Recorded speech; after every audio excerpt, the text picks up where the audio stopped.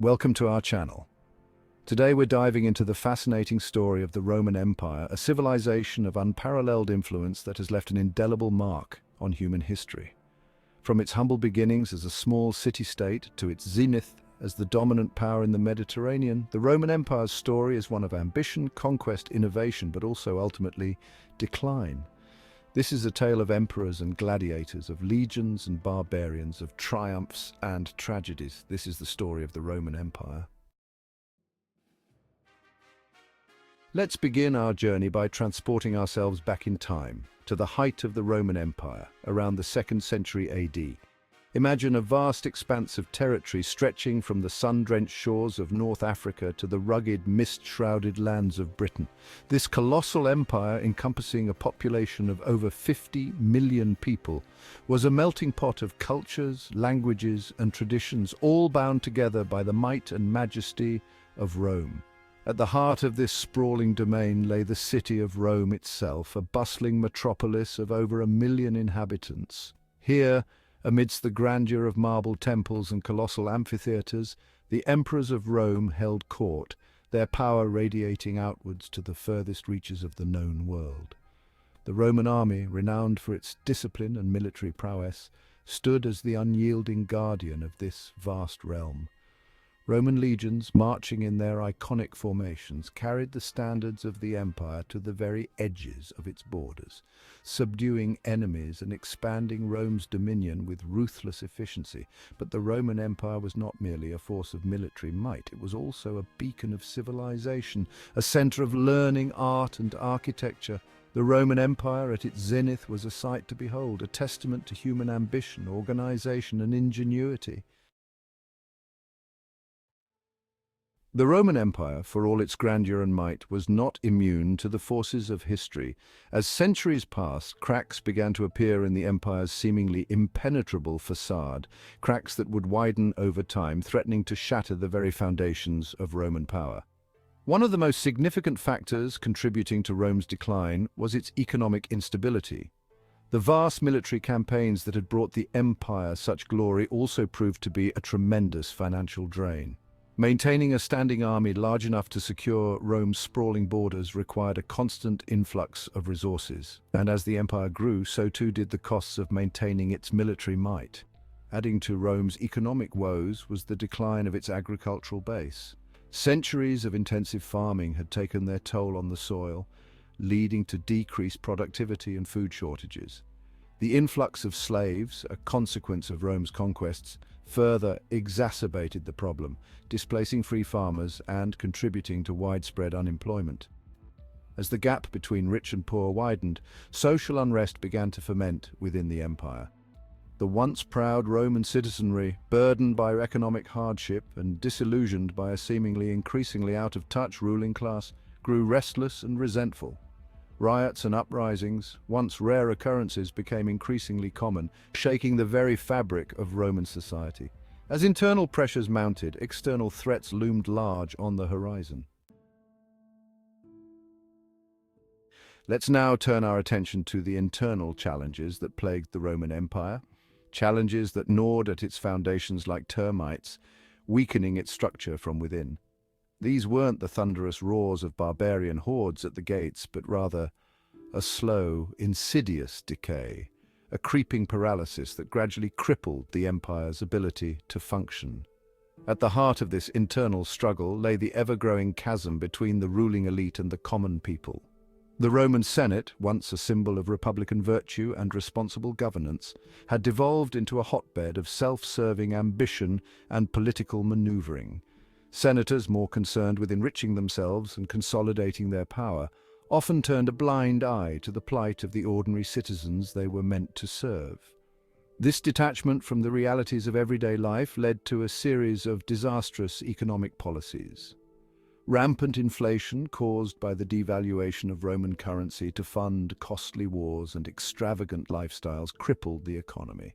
The once prosperous middle class found their savings decimated, their livelihoods destroyed, pushing them into poverty and fueling further social unrest.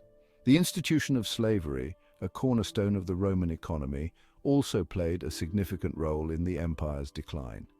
As the empire's expansion slowed, so too did the influx of new slaves, leading to a labor shortage and driving up costs. Furthermore, the reliance on slave labor stifled technological innovation. The Roman people, burdened by economic hardship, political corruption, and a sense of hopelessness, began to lose faith in their leaders and the institutions of the empire. The once vibrant Roman spirit, the spirit that had built an empire, was slowly being extinguished.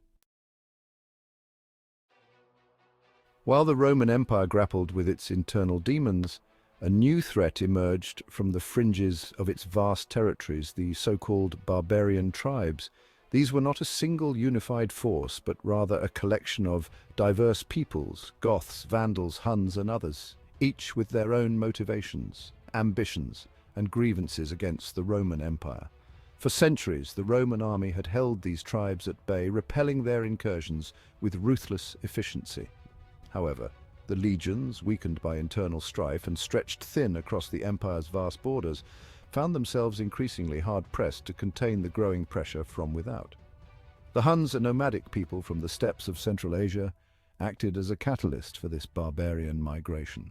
Feared for their equestrian skills and ruthlessness in battle, the Huns pushed westward, displacing other tribes and driving them towards Rome's frontiers in search of safety and new lands to call their own. The Romans, faced with this growing tide of humanity, found themselves caught between a rock and a hard place. Their weakened legions were ill-prepared to fight a multi-front war against determined enemies. To make matters worse, some within the empire saw the barbarians not just as a threat, but as a potential solution to their own problems. Desperate for manpower to bolster their dwindling armies, Roman generals often made alliances with one tribe against another, inadvertently contributing to the destabilization of the empire's frontiers.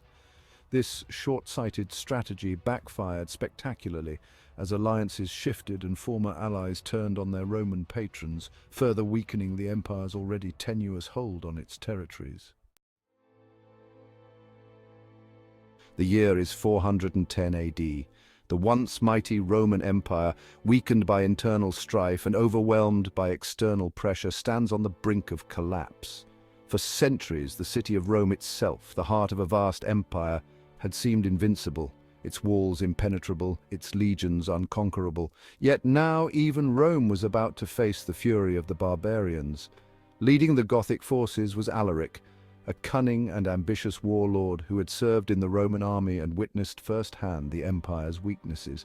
He led his people, driven by a desire for land, plunder, and revenge for past injustices, across the Alps and into the heart of the Roman Empire. Panic gripped the city of Rome as news of Alaric's advance spread like wildfire. The once bustling streets fell silent, the markets deserted, as citizens, both rich and poor, barricaded themselves inside their homes, praying for deliverance. The emperor, weak and ineffectual, could offer little in the way of protection, his authority having been eroded by years of internal strife and mismanagement. On August 24th, 410 AD, Alaric and his Visigothic warriors breached the Salarian Gate, marking the first time in over 800 years that a foreign enemy had set foot within the city walls. What followed was 3 days of chaos and destruction as the Goths rampaged through the streets, looting treasures, setting fire to buildings, and leaving a trail of devastation in their wake. The sack of Rome sent shockwaves throughout the empire and beyond. It was a symbolic blow, a stark reminder that even the mightiest of empires could fall. While Rome itself would eventually be retaken, the empire never truly recovered from this blow. Over the next few decades, the Western Roman Empire continued to fracture and crumble. In 476 AD, the last Roman emperor in the West, Romulus Augustulus, was deposed by Odoacer, a Germanic general, marking the traditional date for the fall of the Western Roman Empire. And so we come to the end of our journey through the rise and fall of the Roman Empire. Though the Roman Empire as a political entity may have vanished, its legacy continues to shape our world in countless ways. From the languages we speak to the laws we live by, from our art and architecture to our very notions of citizenship and governance, the echoes of ancient Rome can be felt across the centuries. Thank you for joining us on this historical adventure. If you found this journey through time as captivating as we did, be sure to like, share and subscribe to our channel for more fascinating stories from the annals of history.